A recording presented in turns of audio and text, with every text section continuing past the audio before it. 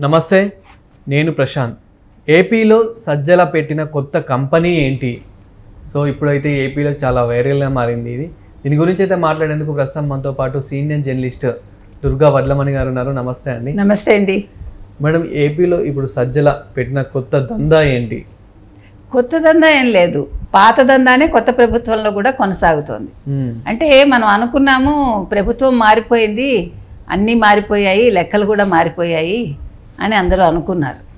కానీ ఏమీ మారలేదు, అంతా కూడా అదే విధంగా నడుస్తోంది. ఇక్కడ ఏం జరుగుతోందో, ముఖ్యంగా మద్యం శాఖలో ఏదైతే జరుగుతోందో అది ప్రతిరోజు లెక్కలతో సహా జగన్మోహన్ రెడ్డి ప్యాలెస్కి, తాడేపల్లి ప్యాలెస్కి చేరుతోంది. అంటే సజ్జల అండ్ జగన్మోహన్ రెడ్డి ఇద్దరూ కూడా ఈ విషయంలో రెడీగా అన్నీ ప్రతిరోజు తెలుసుకుని వాళ్ళు గతంలో చేసిన తప్పులు ఏవైతే ఉన్నాయో మద్యం లెక్కల్లో అవకతవకల్ని ఎట్లా మనం సరి చేసుకోవాలి, ఎట్లా వాటిని మాయం చేయాలి అనేది వాళ్ళు ఆలోచించుకుంటున్నారు.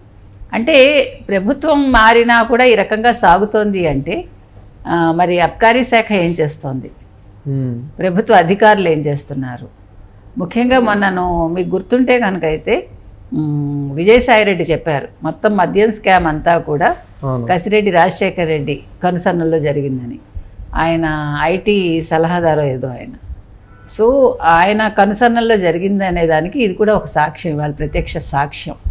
ఇవాళ సజ్జల కంపెనీ ఏదైతే ఉందో విశిష్ట అని, సో 2022లో ఈ విశిష్ట కంపెనీని తెరపైకి తీసుకొచ్చింది సజ్జల. అయితే అప్పటి beverages corporation chairman Vasudev Reddy ఎవరైతే ఉన్నారో ఆయన దీన్ని వ్యతిరేకించారు. కానీ సజ్జల చెప్పాక అది ఫైనల్ అయిపోయింది. అంటే అంతకుముందు మీకు ఈ మద్యం అమ్మకాలు ఏ రకంగా దాన్ని ఎట్లా పంపించాలి, ట్రాక్ చేయడం, తర్వాత ఎక్కడెక్కడ పంపించాలి, అదొక కంపెనీ ఉండేది. తర్వాత ఏ ఏ బ్రాండ్లు ఎవరికి వెళ్ళాయి, ఏ కంపెనీ ఎంత అమ్మింది, ఇవన్నీ కూడా ఇంకొక కంపెనీ చూసేది. ఇది ఇబ్బందిగా ఉందని చెప్పి ఈ విశిష్ట అనే ఒక కంపెనీని తీసుకొచ్చి వీళ్ళు ఈ రకంగా చేయటం జరిగింది. చేశాక మీకు ఇంకొకటి ఏంటంటే హీల్స్ అనే ఉంటాయి దానికి, ఒక్కొక్క సీసాకి. ఆ హీల్స్ని అది కూడా వీళ్ళు ఏం చేశారంటే గత ప్రభుత్వ హయాంలో కుంబత్ అని ఒక తమిళనాడుకు చెందిన కంపెనీకి ఇచ్చారు. అంతకుముందు 2019 వరకు తెలుగుదేశం హయాంలో ఒక్కొక్క హీల్కి 28 పైసలు ఉంటే వీళ్ళు వచ్చాక దాన్ని 40 పైసలు చేశారు. అట్లా వీళ్ళకి 11,000 ఈ హీల్స్ అవసరం అవుతాయి ఒకసారికి. అంటే వీళ్ళు అందులో ఎంత నొక్కేసి ఉంటారు, ఎంత అవినీతి చేశారు. ఇప్పుడు మద్యం స్కామ్లో మనం మొన్న చూసాం, మిథున్ రెడ్డి ద్వారా 3,000 కోట్లు వెళ్ళాయి జగన్మోహన్ రెడ్డి ప్యాలెస్ కని. తర్వాత కంటైనర్ ద్వారా ఎలా వెళ్ళాయి అనేది మొన్న ఎవరు విజయసాయి రెడ్డి కూడా చెప్పారు. మనం గతంలోనే 1,00,000 కోట్ల దాకా ఈ మద్యం కుంభకోణం జరిగింది అని చెప్పాం. సో ఇందులో మనం చెప్పినవేవి కూడా అబద్ధాలు కావు, అన్నీ నిజాలే అనేది ప్రతిరోజు బయటపడుతుంది మనకి. సో ఇవాళ బయటపడిన దాంట్లో మొత్తం సజ్జల కన్సర్నల్లో జరిగింది, ఇప్పుడు కూడా జరుగుతోంది. సజ్జలకు అన్నీ తెలుసు. ఇప్పుడు అధికారులు కూడా అంటే ఇది తెలుసుకోలేకపోతున్నారు. మద్యం శాఖలో ఏం జరుగుతోందో అది జరిగింది ప్రతిరోజు లెక్కలతో సహా. గతంలో అయితే వీళ్ళు మామూలుగా అయితే మీకు బార్లు రెస్టారెంట్లు ఎట్లా ఉండేదంటే వాళ్ళు అడిగిన దాన్ని ఏమంటే బ్రాండ్ ఇవ్వాలి. కానీ సజ్జలు వచ్చాక, ఈ విశిష్ట కంపెనీ వచ్చాక వీళ్ళు చెప్పిన బ్రాండ్నే వాళ్ళు కొనుక్కోవాలి. అంటే జే బ్రాండ్స్ ఏవైతే ఉన్నాయో వాటి అమ్మకాలనే పెంచేశారు. ఎందుకంటే బెవరేజెస్ కంపెనీలు వాళ్ళవే కాబట్టి మీకు తెలుసు అన్నీ వాళ్ళు ఎలా బెదిరించి ఎట్లా మీకు తీసుకున్నారు ఒక్కొక్కళ్ళ దగ్గర నుంచి మనం గతంలో మాట్లాడుకున్నాం. సో వీళ్ళు ఇచ్చినవే అక్కడ వాడాలి ఒకటి. రెండోది ఏం జరిగిందంటే ఇప్పుడు కూడా అదే జరుగుతోంది. ఆ కంపెనీస్ ఏ బ్రాండ్లు వాడుతున్నారు ఇవన్నీ కూడా ఇప్పుడు బయటికి రావాలి. యాక్చువల్గా ఇప్పుడు కొత్త బ్రాండ్స్ వీళ్ళు తీసుకొచ్చారు. మరి కొత్త బ్రాండ్స్ వెళ్తున్నాయా, వీళ్ళు ఏ రేటుకు అమ్ముతున్నారు, గత రేట్లు ఎంత, 2019 వరకు ఏ రేట్లు ఉన్నాయి, ఇప్పుడు అసలు మద్యంలో అంటే మద్యం అమ్మకాల్లో జరుగుతున్న వివరాలన్నీ కూడా అసలు తాడేపల్లి ప్యాలెస్కి ఎందుకు వెళ్తున్నాయి, లోపల కోవర్ట్లు ఎవరు, ఇవన్నీ బయటికి రావాలండి. ఇది చిన్న విషయం కాదు.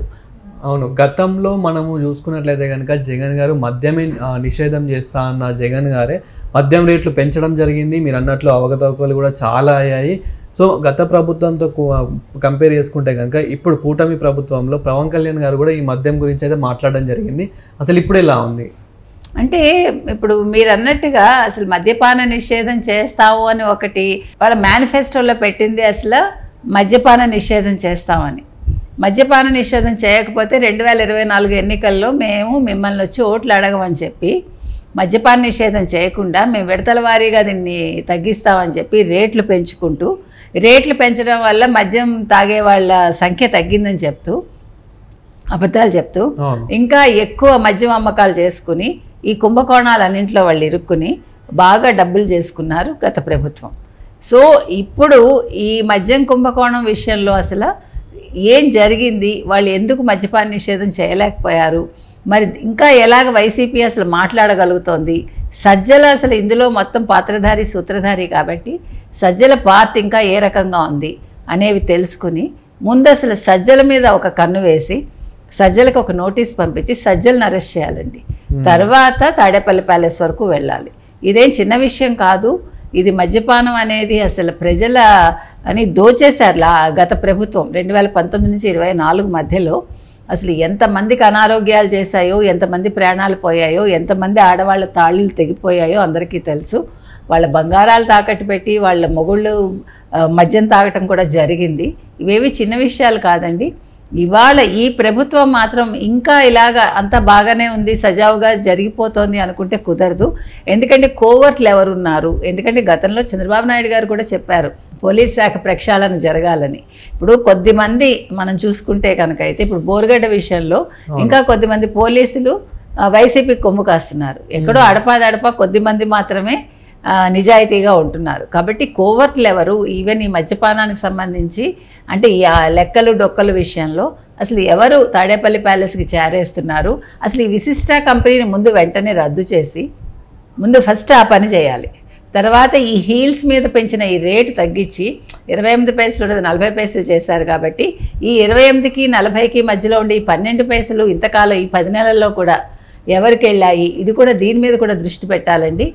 ఇవన్నీ చిన్న విషయాలు కాదు. ఇప్పుడు ఈ హీల్స్ విషయంలో జరిగిన అంటే ఎంత డబ్బులు వాళ్ళకి వెళ్ళింది తాడేపల్లి ప్యాలెస్కి, అదేవిధంగా ఈ మద్యం అమ్మకాల్లో వీళ్ళు చేస్తున్న అవకతవకలకి వీళ్ళు ఏ రకంగా దాన్ని ఉపయోగించుకుని అంటే మీకు ఎంత అమ్మకాలు జరిగాయి అనేది గతంలో తెలియదు. ఓకే, వాళ్ళు తెలియకుండా చేశారు. క్యాష్ రూపంలో తీసుకోవటం వల్ల అసలు అమ్మకాలు ఎంత జరిగాయి ఇప్పటికి కూడా లెక్కలు తేలటం లేదు. సో ఇవన్నీ గమనించి ముందు అసలు విశిష్ట కంపెనీని ముందు రద్దు చేసి దృష్టి మొత్తం సజ్జల మీద పెట్టాలి. Thank you. Thank you.